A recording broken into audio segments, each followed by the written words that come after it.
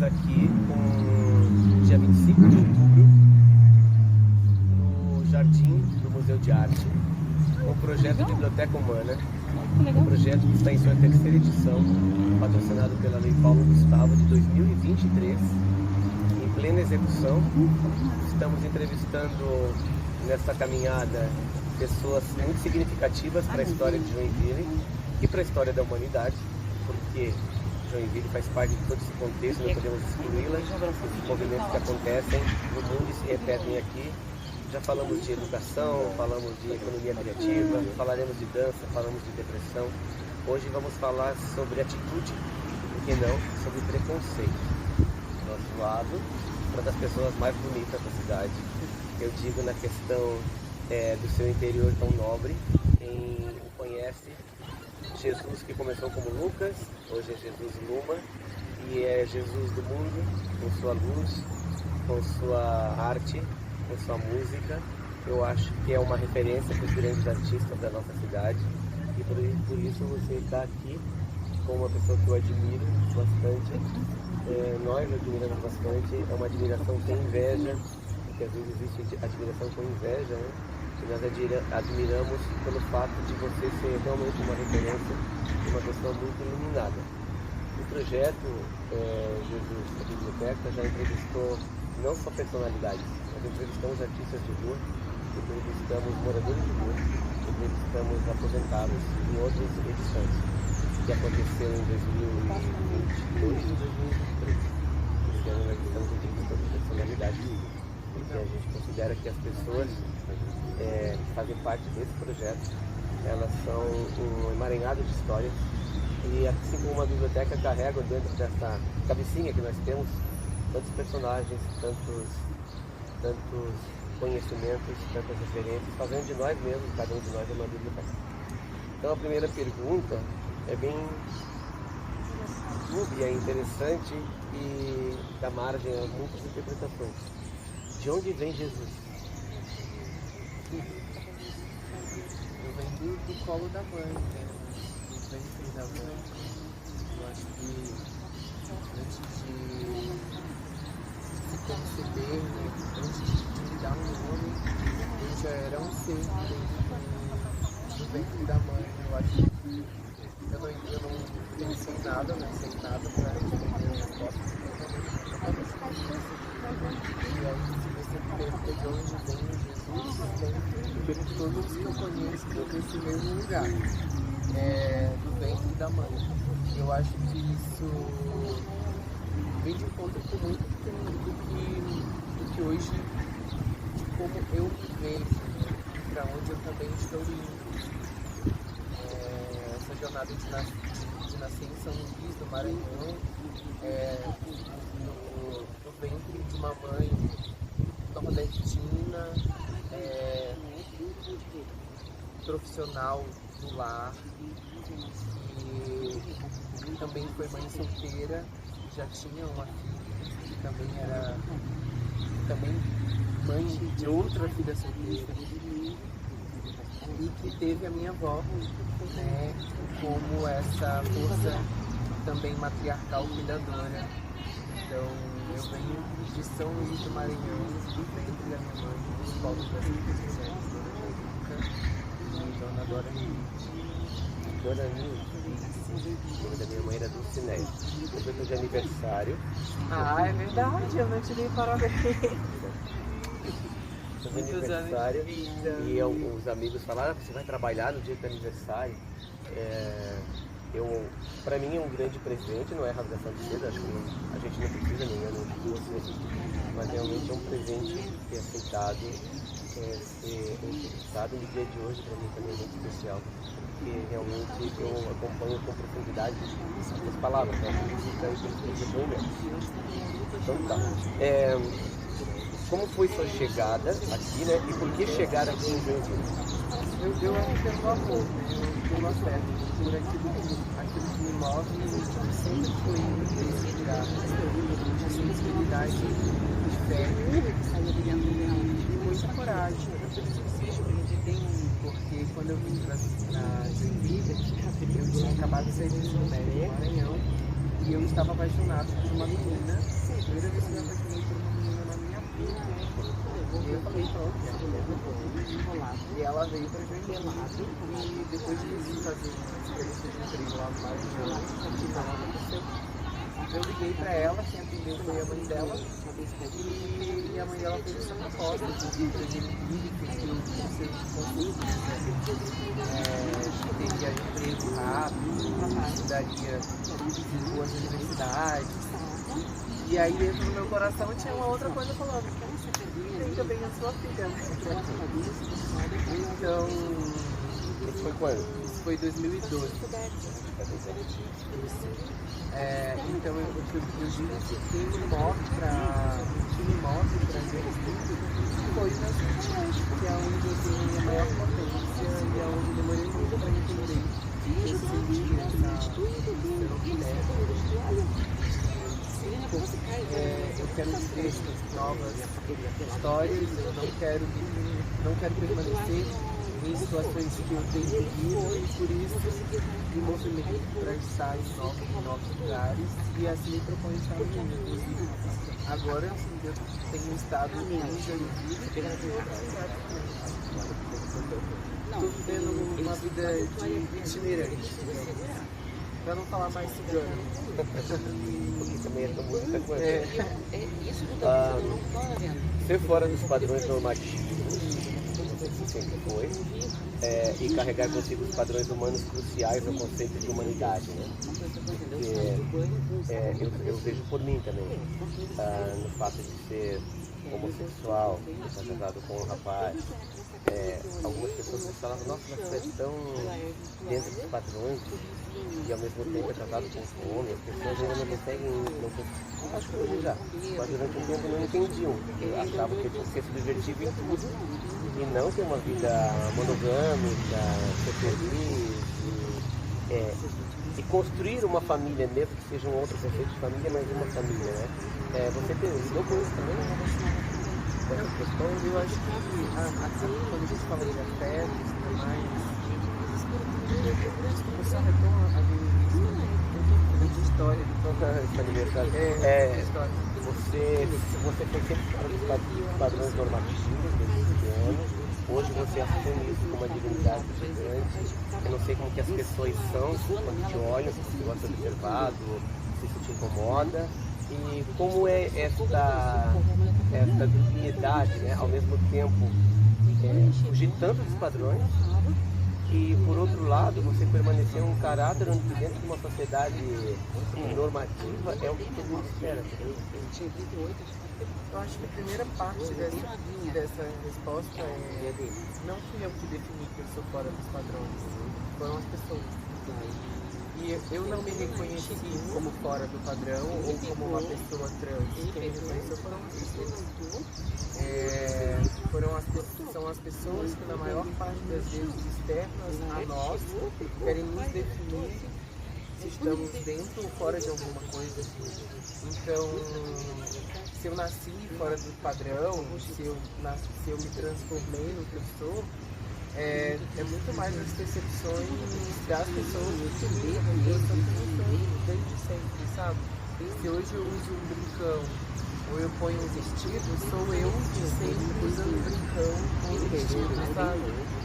E não mudaria se estivesse usando um outro. Não deixaria de ser eu. Agora, quando as pessoas externas a nós dizem que a gente é fora do padrão, porque a gente não está se comportando de acordo com o que elas esperam da gente, eu vejo isso e sempre vi que é muito mais um problema exterior do que interior. Mas eu vivi dois momentos da minha vida. Eu vivi uma performance de masculinidade que nunca existiu na expressão que eu fui ensinada a viver.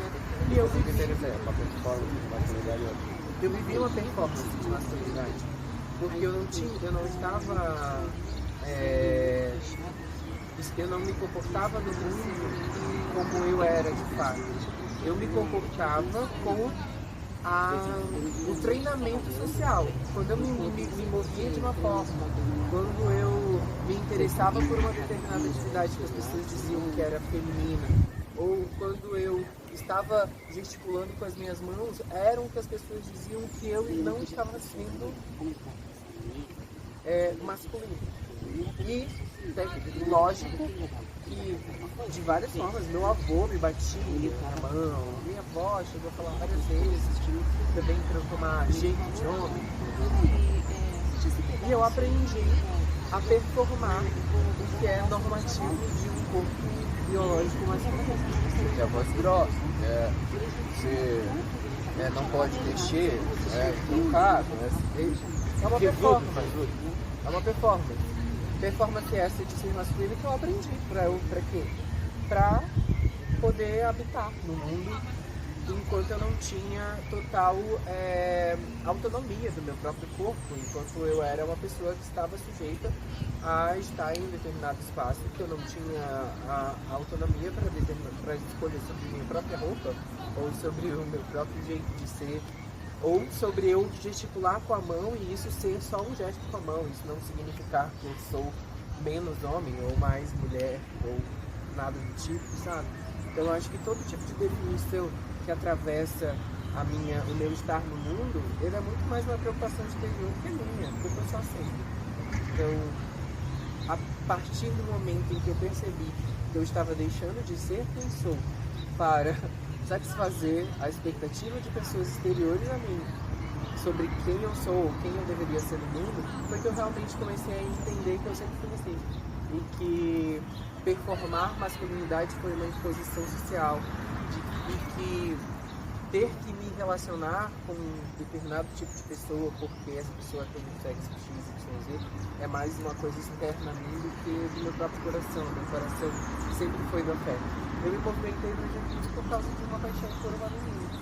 A primeira menina e a única que até então me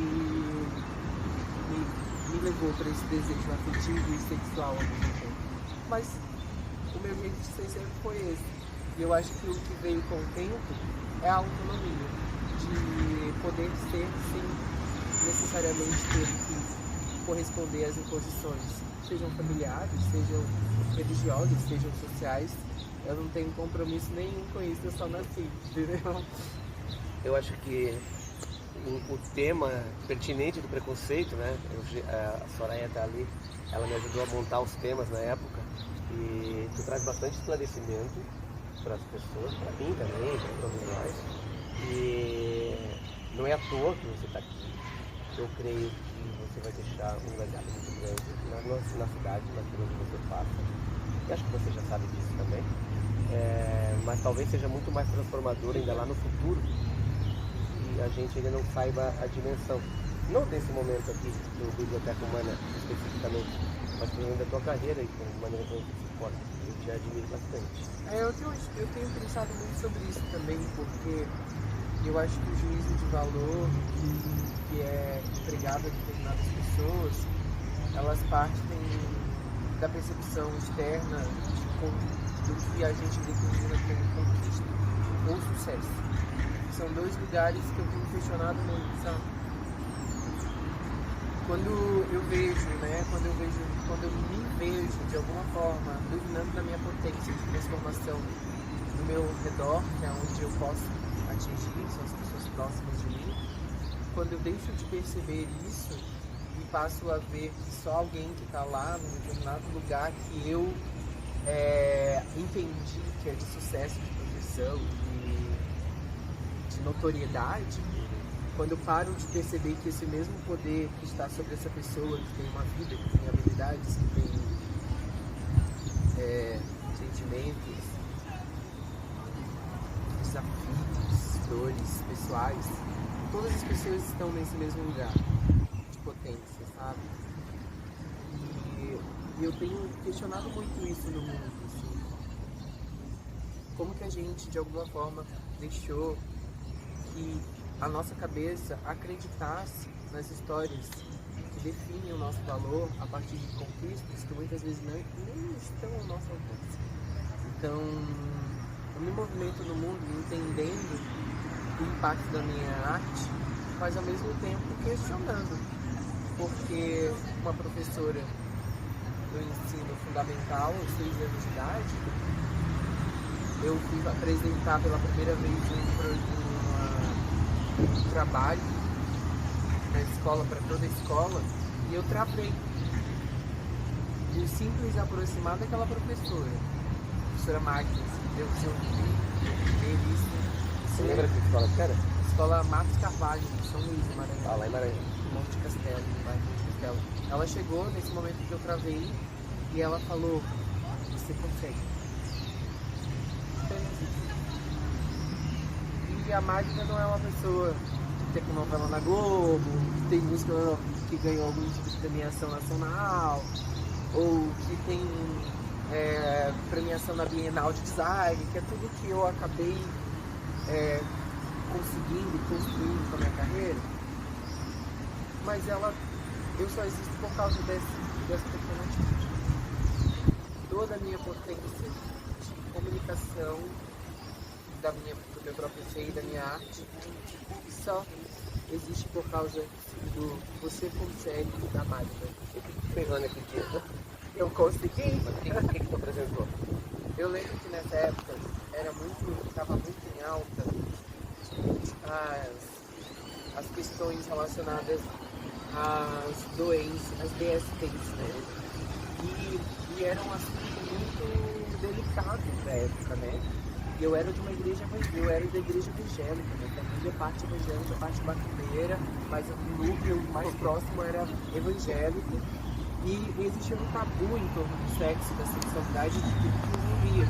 Então, quando eu fui falar daquilo, no meio de um monte de gente, eu tenho uma vergonha tão grande que se não fosse você consegue dar minha professora, eu talvez não teria essa vozinha dela em todas as vezes que eu estou em todos os lugares falando, sabe? Tipo, eu lembro da professora Magda falando, você consegue. E então é isso, assim, tipo, só engatando que você trouxe, né? Eu acho que todo mundo tem essa. Se você, nesse projeto, tem essa potência, e outras vozes vão ser ouvidas, porque a Biblioteca Humana foi idealizada por você e por outras pessoas, toda a construção, ela é coletiva. E toda ideia, essa ideia de alguém chegar no topo, significa que muitas pessoas não chegaram. Alguém ganhou, significa que muitas pessoas estão perdendo, sabe? E são ideias que partem de um pensamento colonizado, assim, né? De um pensamento que ele não está alinhado com o que hoje eu trago para minha vida, está mais próximo dos pensamentos originários mesmo, né? Onde a gente trabalha para um projeto de vida. E o sucesso é tudo tão mais sutil e mais importante do que isso, né? Do que esse reconhecimento de ter milhões de seguidores. Uma criança fez essa pergunta para mim enquanto escritor, perguntou: você já tem uma Ferrari? Eu falei: não tenho uma Ferrari. Ah, então o escritor não ganha muito. Eu falei: mas tem que ganhar muito? Ah, meu pai falou que para fazer sucesso a gente tem que ganhar muito. Eu falei: mas sucesso é tão diferente do que isso. Eu estou aqui diante de você, eu lembro que eu sentei, fiquei na mesma altura que essa criança, né? E falei: de onde eu vim estar aqui? Você está me ouvindo? Você é uma pessoa tão importante, uma criancinha, né? E você pode ser a presidente do Brasil. E tu vai fazer tantas coisas e tu está parando para me ouvir. Eu acho que isso não é um grande sucesso para mim. Sabendo que tu vai lembrar um dia, isso é para mim a potência do sucesso. Saindo dessa questão, teve um dos momentos que a gente acompanhou, nós acompanhamos, eu creio que vai fazer uns 3 anos, talvez, um depoimento muito comovente de alguém da sua família que tinha partido, onde você cantava e chorava, não sei se era sua avó, ou sua tia, acho que era sua avó, né? E como que era, essa avó era a mesma que tentava manter esse controle, assim? Como que era essa relação com ela? Peraí, é que eu perdi minhas 2 vozes nos últimos 3 anos. Como que você fez uma música para ela? Cantou uma música aos prantos, foi muito emocionante, fiquei muito comovido dessa pessoa que tinha partido, foi no Facebook. Foi no Facebook. E eu fiquei curioso para saber dessa relação, né? A minha avó materna é uma mulher latino-indígena, sabe?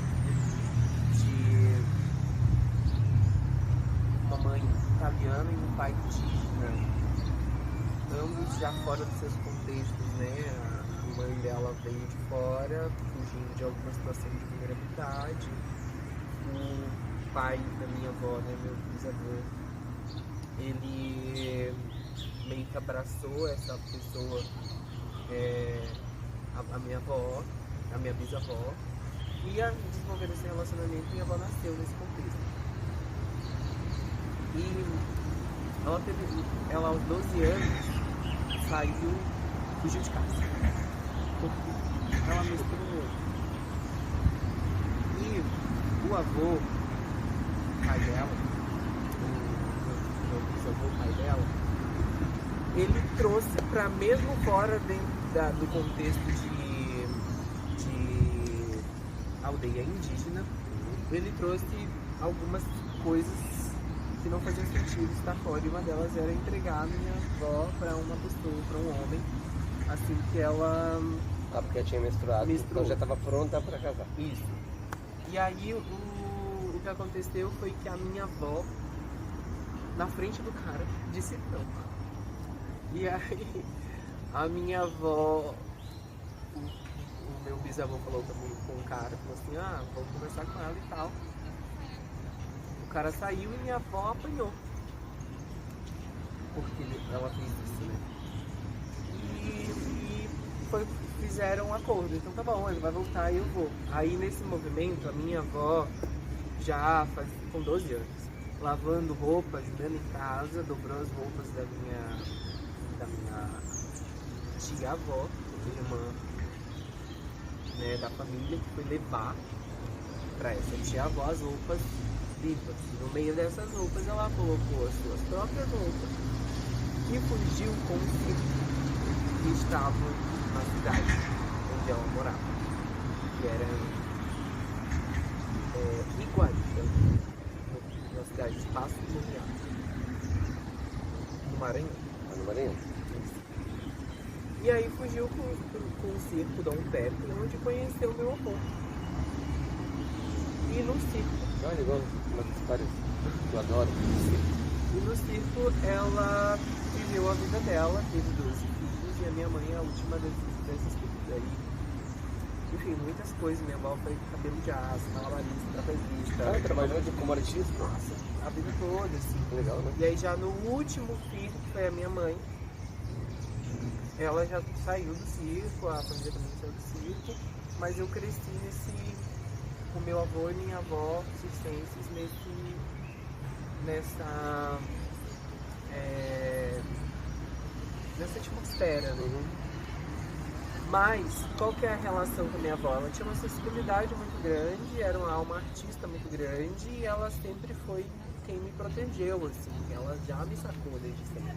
Ela já sabia que eu estava fora da curva e que eu ia dar trabalho para a sociedade.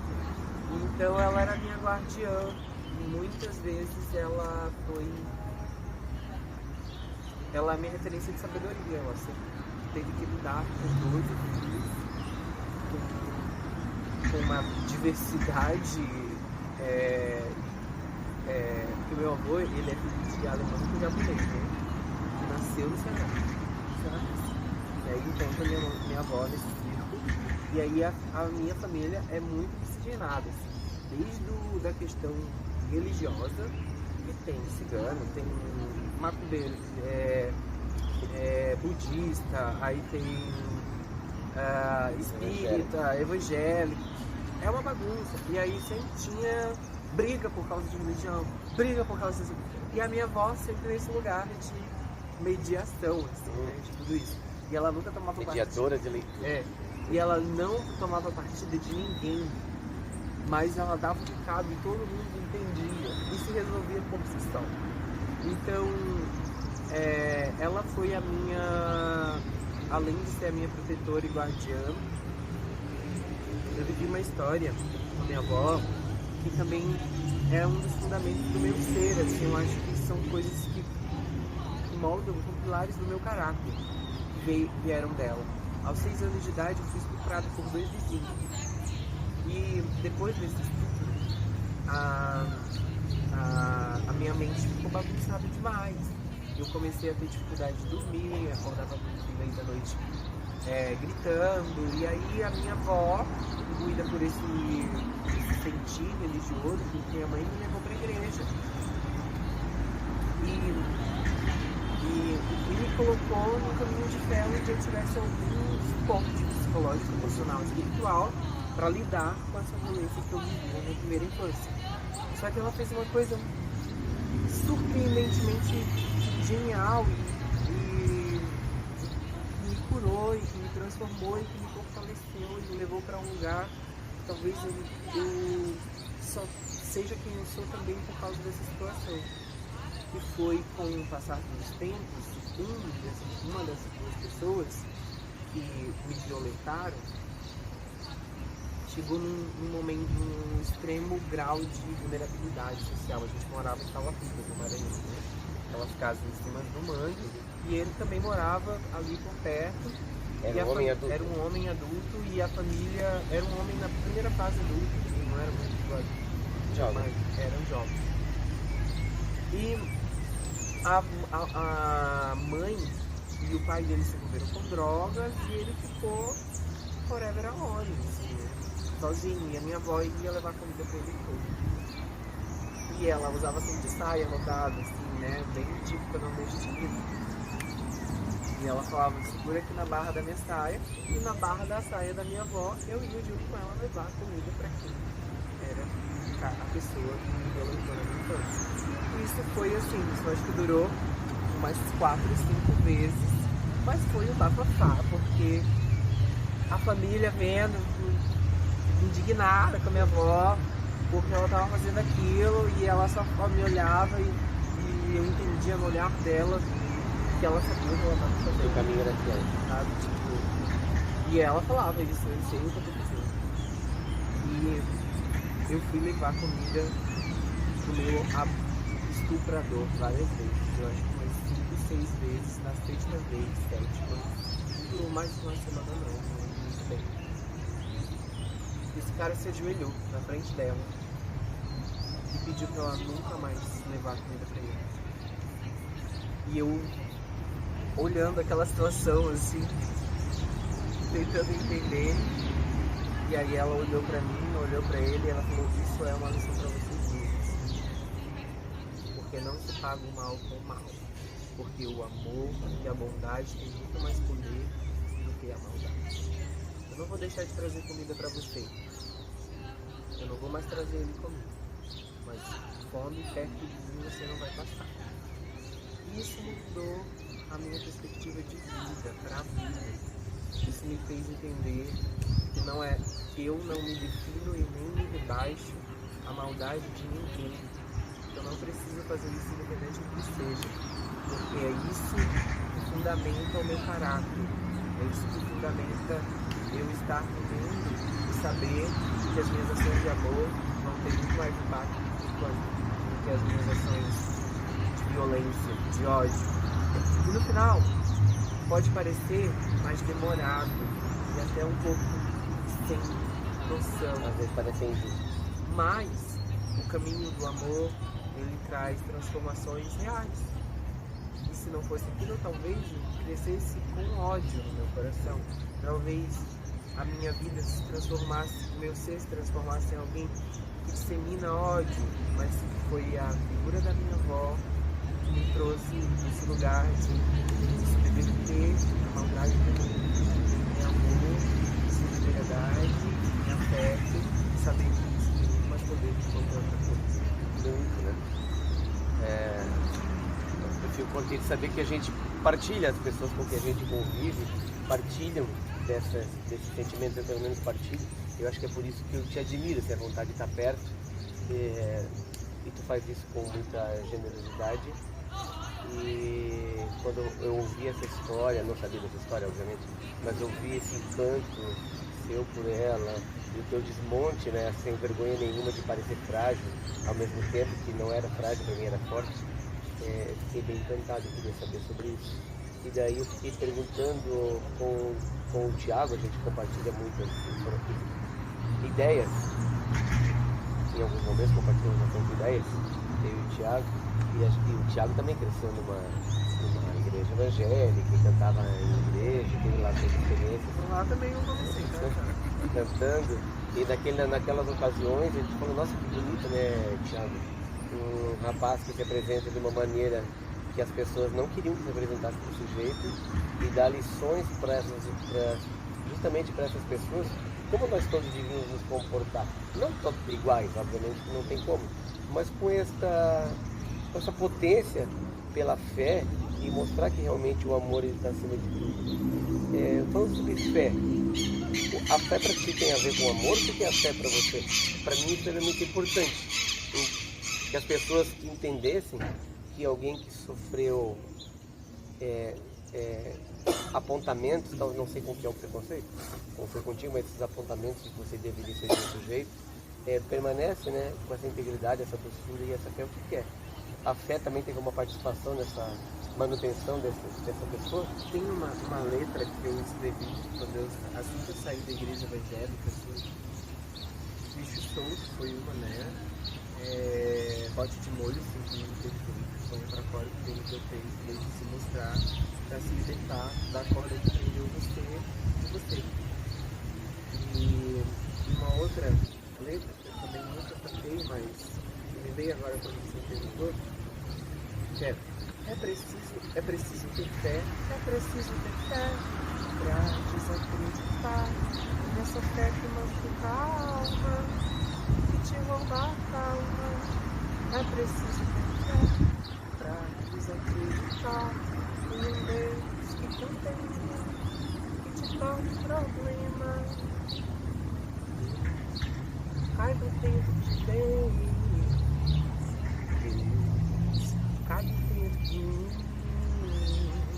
Deus, cabem dentro de Deus, cabem dentro de mim, cabem dentro. E quando eu falo de fé, foi interessante que você falou sobre fé, aí os pássaros, né? Eu vi tu ser. Eu me encanto, me religo. Eu acho que hoje a minha principal fé é a Mãe Natureza. Eu entendi que chegar nesse mundo, ser apresentado ao caminho do cristianismo, trazer o nome Jesus no meu próprio nome, me é uma bênção, né, dentro desse mundo. Mas, ao mesmo tempo, eu entendo que tudo que eu aprendi sobre Deus se manifesta aqui, quando a gente olha para o nosso redor e vê que a vida continua independente das nossas ideias humanas, e vê que existe uma lógica de vida que vai para além das lógicas que a gente criou, sejam elas capitalistas, mercadológicas, religiosas, ideológicas, midiáticas, culturais. A vida, ela vem anterior a isso e ela continuará com ou sem a gente. E esse lugar me liga à mais potente força divina que há em mim, sabe? Que é entender que eu sou a continuação da vida da minha avó, da minha outra avó, dos meus avós, da minha mãe, e que eu fico no chão para alimentar outras sementes, sabe? E que outras pessoas frutificam as minhas palavras, as minhas poesias, e que o que eu faço aqui se torne alimento para outros seres. Então, a minha ideia sobre fé hoje está muito mais ligada à plena convicção de que eu sou temporal e temporária também, né? E não algo que me liga a uma eternidade que tenha a ver com algum livro organizado por seres humanos. Porque, no final das contas, eu acho que nenhuma organização, seja ela tecnológica ou artesanal, vai explicar quem, o que de fato é Deus ou a divindade que existe dentro de todas as coisas, não só no mundo religioso X. A gente não tem esse raciocínio, esse domínio de como chegar nessa equação. Tu falou da... Acho que a morte, ela é bem... Ela é uma ótima professora, assim. Eu perdi o meu avô, que foi minha figura paterna até os 9 anos de idade. E a minha primeira reação foi cantar, quando o corpo do meu avô chegou. Então, acho que a morte e a arte, ela nos leva para esse lugar de entender a potência divina, sabe? E da vida, que é tudo a mesma coisa, né? A morte, a vida, a gente é que separa pelas nossas percepções.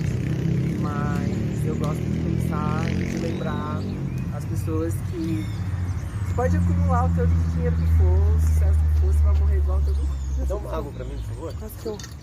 Tá. Quando tu falava ali do... também. Esse dia eu tava pensando, né? Nossa, eu tô fazendo tanta coisa legal e descobrindo tantos artistas junto comigo, e a gente trabalhando junto, caminhando junto. Um dia eu vou morrer e pra onde vai tudo isso, né? Pra onde vai toda esta percepção que eu queria numa vaidade que não é impossível de ser alcançada, de manter. E daí tô falando agora sobre que não adianta a gente tentar ficar buscando essas reflexões, porque ela vai permanecer e a gente vai continuar a partir depois da gente. Tem uma musiquinha também do Charles Chaplin, que é cantada, uma música caipira muito antiga que a minha mãe cantarolava também, que falava que a gente não deve sofrer, eu não sei a música mais, mas eu lembro, falava que a gente não deve sofrer por coisas que a gente faz, por mais maravilhosas que elas sejam,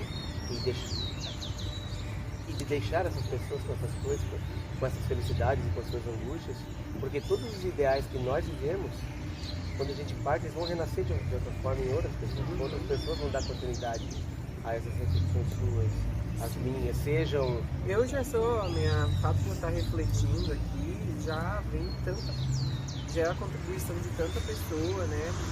Mas eu acho que as minhas novas percepções em relação à vida, elas estão mais ligadas a lógicas não coloniais que eu tenho acessado através de Grada Quilombo, do livro Memórias da Plantação, ou com Bell Hooks falando sobre tudo sobre o amor, e ela traz a perspectiva de que o amor ele não é um sentimento abstrato, invisível. O amor é uma ação, né?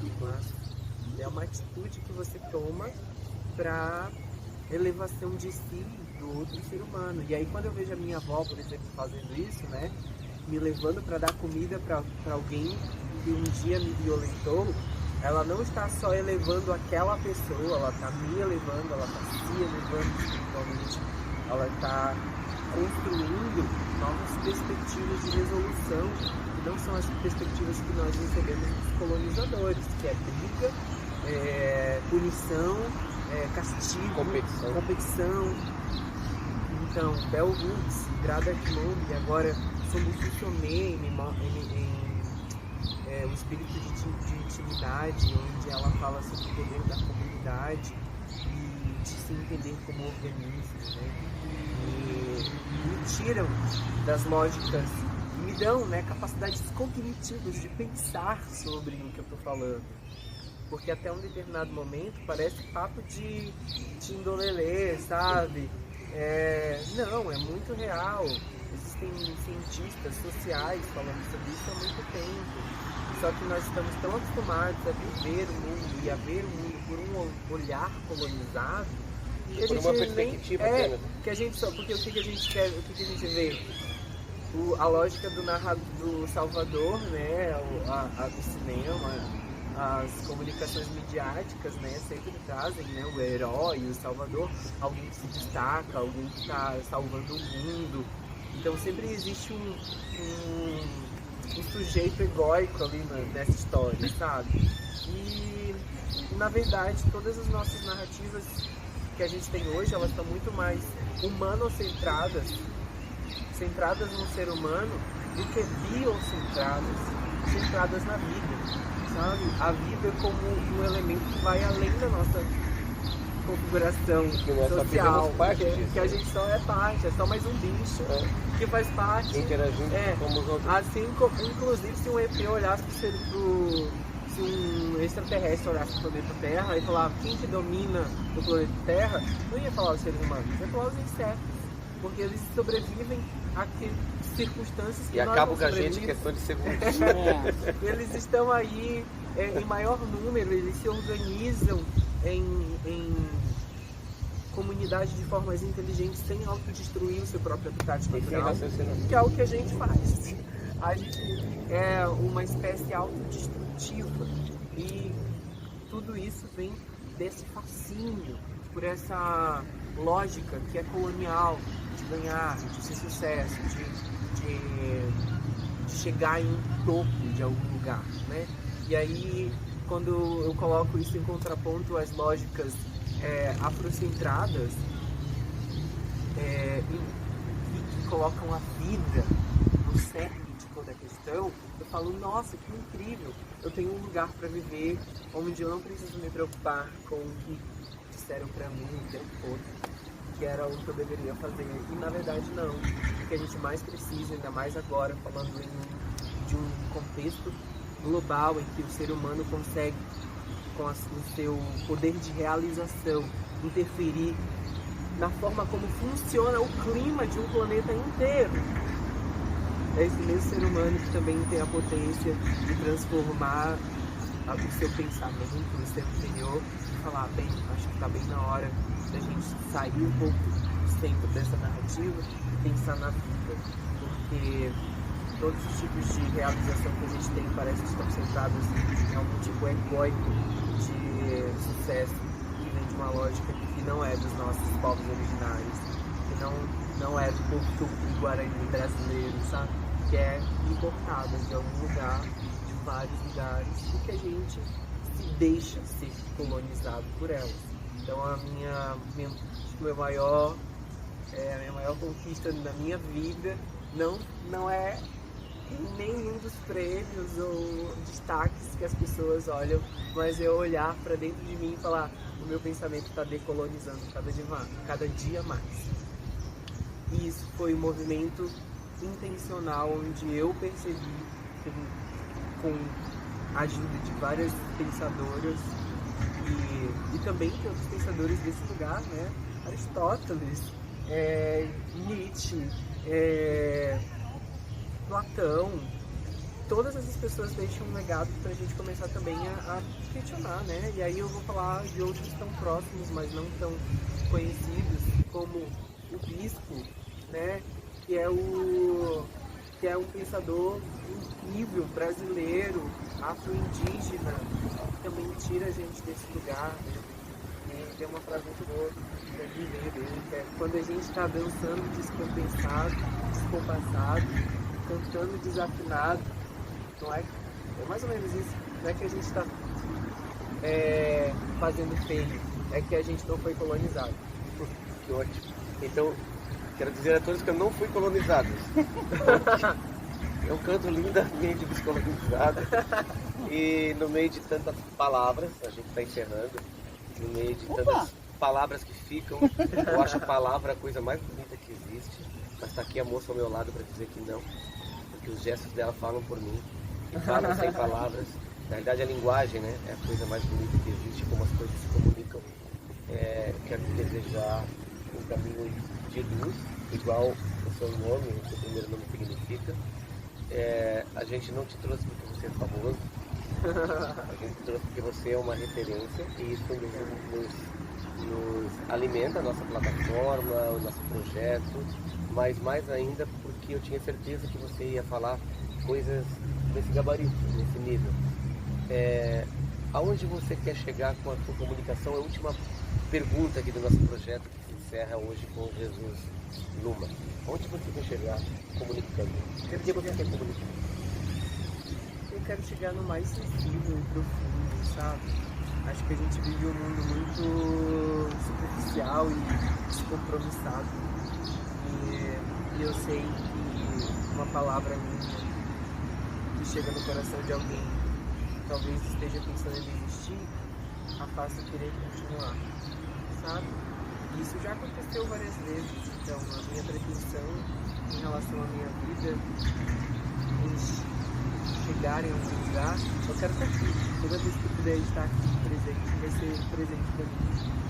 E quanto mais presente a gente está, mais a gente de fato consegue chegar em algum lugar. Que é o coração das pessoas, a tua própria verdade, a tua existência, o teu poder respirar feliz, né? Eu acho que é isso, assim. Eu tenho questionado muito esse lugar, assim, ó. A minha comunicação, eu quero que ela chegue no coração das pessoas, nos fazendo perceber a potência que elas são, sabe? E que elas não precisam ganhar um prêmio Nobel pra isso, né? Tipo, isso é um papo. Eu quero que vocês apareçam conosco aqui um pouquinho. Na gravação nunca aparece nós todos, Soraya, Silva, Thiago. Thiago, a pessoa que pra gente fazer um acolhe print. com música. Depois a gente faz um Depois print. vai com print. Vamos Todo mundo fica todo mundo paradinho. parado agora. Essa é a nossa amiga, qual é o seu nome? Caroline. A Caroline, nossa intérprete.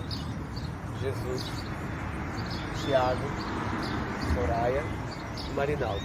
Nós também somos uma biblioteca humana e você também faz parte dessa biblioteca. Você é uma biblioteca, uma enciclopédia. É o protagonista principal dessa história, também de nós. Beijo grande. Ficamos com a vida. Segundo A vida continua. a vida continua. Com ou sem você. Vamos pra natureza. Obrigado. Muito bom.